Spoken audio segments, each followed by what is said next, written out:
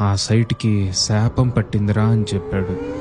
8 ఏళ్ల క్రితం ఆ 8వ టవర్లో 9వ అంతస్తు కడుతున్నప్పుడు అక్కడ ఒక అమ్మాయి చనిపోయిందని చెప్పాడు. ఆమె పేరు సరోజ అట. తనకి మానసిక పరిస్థితి అంత బాగుండేది కాదని చెప్పాడు. అక్కడే సైట్లో పనిచేసే శంకర్ అనే వ్యక్తి ఆమెను పెళ్లి చేసుకున్నాడని చెప్పాడు. ఇద్దరు చిన్నప్పటి నుంచి తెలిసిన వాళ్ళని, 14 ఏళ్ల ప్రేమ తర్వాత వాళ్ళు పెళ్లి చేసుకున్నారని చెప్పాడు. కానీ పెళ్లి చేసుకున్న పక్క రోజే ఆ 9వ అంతస్తులో పని చేస్తుండగా శంకర్ కాలు జారి కిందపడి చనిపోయాడని చెప్పాడు.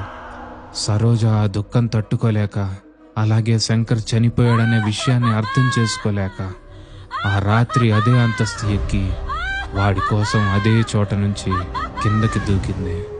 అప్పట్నుంచి అక్కడ పని ముందుకు సాగలేదని చెప్పాడు. కానీ సరోజ ప్రతి రాత్రి అదే చోట నుంచి దూకుతుందని, తన శంకర్ కోసం వెతుకుతూ ఉంటుందని చెప్పాడు. కానీ చావులో కూడా తనకి వాడు దొరకలేదు. ఆ ఒంటరితనం, ఆ దుఃఖం మెల్లమెల్లగా వేరే రూపం తీసుకుంది. ఇప్పుడు తనకు కావలసింది శంకర్ కాదు, ఆ చీకట్లో తనతో పాటు ఉండటానికి ఎవరో ఒకరు.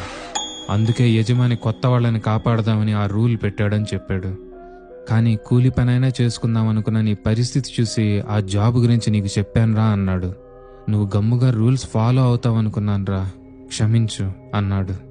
మరి మాధవి ఎవర్రా అని అడిగితే, మాధవ్ అనే పేరు నేను ఎప్పుడు వినలేదన్నాడు. కానీ ఒక్క విషయం చెప్పాడు. 4 నెలల ముందు రవి అనే కుర్రాడు ఇక్కడికి వాచ్మెన్గా వచ్చాడు, ఒక రాత్రి మాయమైపోయాడని చెప్పాడు.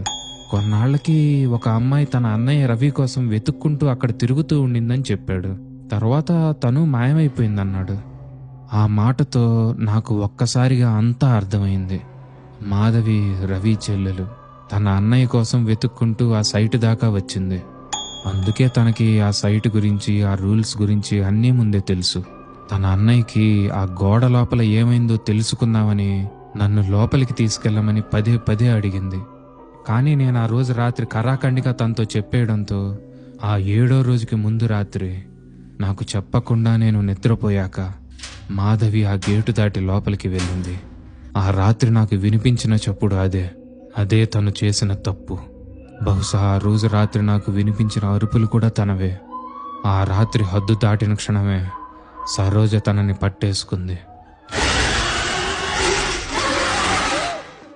అందుకే ఆ రాత్రి నా ఫోన్లో తన ముఖం కనిపించింది. తను అప్పటికే సగం సరోజ చేతిలో ఉండింది.